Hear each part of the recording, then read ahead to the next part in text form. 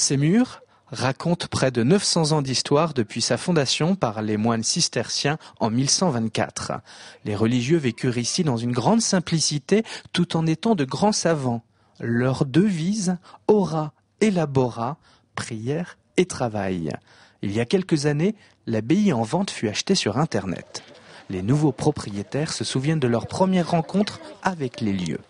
On voyait que ce lieu avait conservé son âme et c'est vrai que nous étions très impressionnés. Nous avions demandé au propriétaire de pouvoir passer une nuit dans l'église. Donc on a passé la première nuit de notre arrivée dans l'église sur une botte de foin. On avait besoin de sentir le lieu physiquement aussi.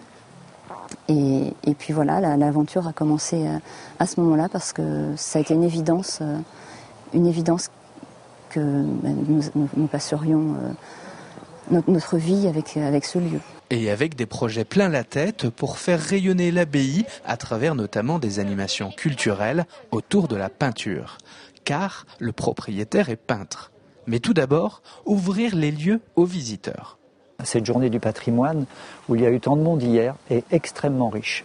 Les gens amènent leurs pierres par leur regard, par leur présence, par leur intérêt. Mais vraiment. Les propriétaires sont très accueillants et ils nous permettront de suivre l'évolution de ce lieu qu'ils viennent de racheter. Et les journées du patrimoine, ce sont ces rencontres-là.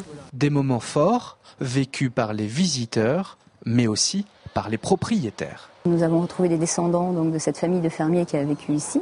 On a rencontré un monsieur qui est né aussi dans cette abbaye, une dame qui avait fait ses photos de mariage devant la salle capitulaire. Donc c'est pour ça que je trouve que c'était une évidence d'ouvrir pour les journées du patrimoine. Et comme le dit la propriétaire, il est bien naturel d'accueillir les visiteurs puisque l'abbaye de Trizay appartient aussi aux Vendéens.